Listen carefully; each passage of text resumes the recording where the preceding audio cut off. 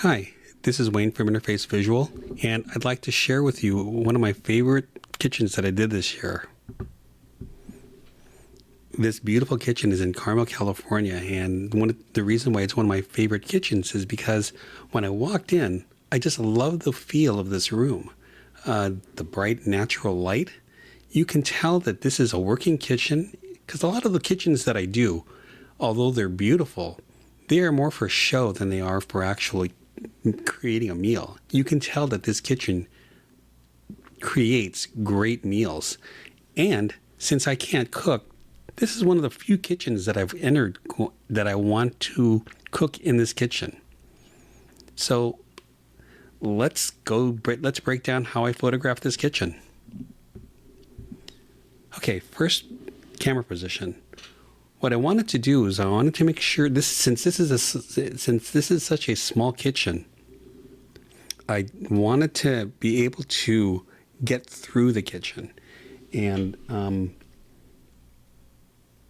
I would place the camera here,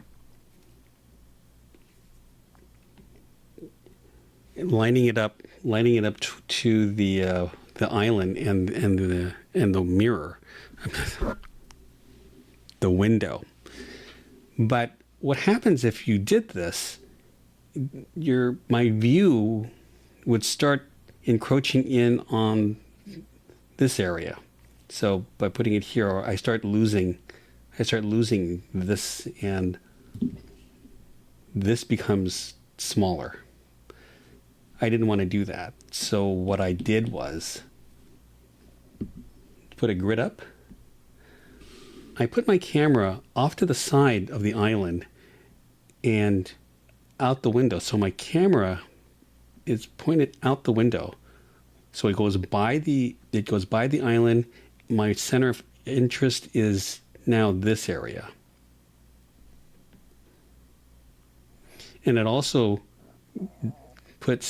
enlarges this area, so even though it's a small kitchen, it lets us know that there's plenty of room in this area for somebody to walk around in. Again, it is a small kitchen, so we don't want to screw up that space. The other thing about this kitchen is that this is the brightest part of the room. And that's a problem, because since this is the dominant highlight of the room, we kind of lose this area, and these areas here kind of get lost. Also, this island, big problem. The problem with this island is that this is the second brightest thing, but this highlight and this area here cause a physical barrier for me to get past the room. There is actually these nice cabinets back here that we don't see. So my problem is that I want to cut the highlights down here, and I want to knock down the highlights here. We want to be able to kind of get behind this island. You know, there's a skylight above and behind me, which is causing this light. So this is the actual natural light. So again, if we look at this, it's actually very flat. I mean, there's a little bit of light coming in from the window, but it's really just having a little bit of contribution to this table. And what I'm feeling is that the heart of the image is here. This is where we need to make it live. So let's go back to this. And so this is just an HDR image. It brings up the shadows, and you can see more detail in the area of the stove, and it kind of knocks down the highlights of the window, but it's still boring and flat. It's bleh. So what I want to do is I want to be able to give it a little bit of form. I want to show the back cabinet, the cabinets behind the island more. So what I've decided to do was I'm going to light the this kitchen from the side. And this is what I did. So, and as if you look, now it's cut down this highlight here, but it has this really nice highlight, so we know that there's light coming in from the window. And from back and forth, see just by side lighting it, the highlights go away from the front of the island and now go to the back sink. And it just by lighting it this way, we have changed the focus of where our vision's going from the window to the fruit and now the sink. And this is actually kind of hot, so we're gonna kind of deal with that. So from here,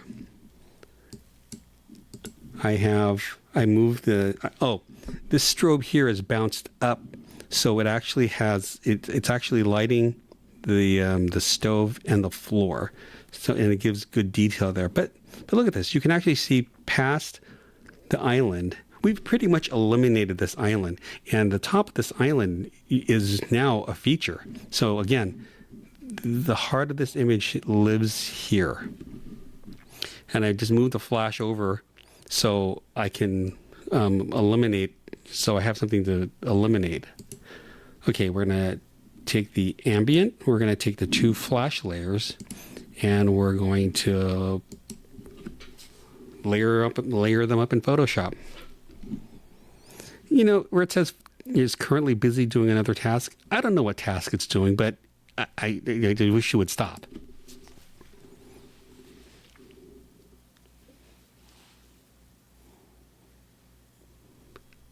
Okay, this is one of the flash layers, and it's stacking. Okay, this is the ambient.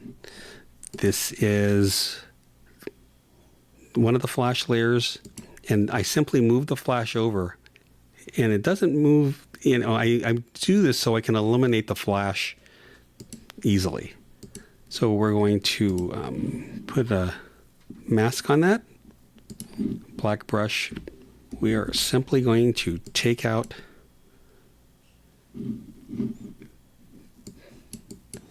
we're going to take this out. Very nice. So now we have a really good flash layer. And look at the fruit, and look at you can actually see shape. Okay, from here, look at the cheese board. The cheese board, since there's light coming from behind it and light coming in front of it, it's very flat. So by simply lighting from the side, all these things become, they just pop. And the top of this counter, this marble, we can tell that it's marble. Again, we've eliminated the island, the bottom part of the island. I can actually now see through the island to these cabinets, and by lighting it from behind, we really are getting through this kitchen. Yeah. Okay. From here, I'm going to take a big brush, and at 67%, we're going to knock this down. See, so that highlight is taken care of. This, now we have really nice detail in the windows, and we And that particular thing, you can actually tell that there's light coming in from the window, and we're going to just lightly bring in this area. So we're going to take away the island. We have the detail on the floor from the. See, we just want to bring in. We just want to lighten up the areas that need to be lightened. We want to keep the areas that need the highlights, and I kind of like that. I think that's really good. Okay, so I'm going to do Command Shift Option E, and it will take all the visible layers and place them on top. And let's see if we have. We're going to take the original ambient, and we're going to kind of overexpose it a little bit. We're going to open it. We're going to copy it, and we're going to paste it on top of this. And we're going to put the image that we've been working on underneath. And we're going to bring in these nice highlights here. And I think that we can open this up just a little. Yeah, I think that's great. Okay, so there's always a thing about turning lights on, and I normally turn lights off.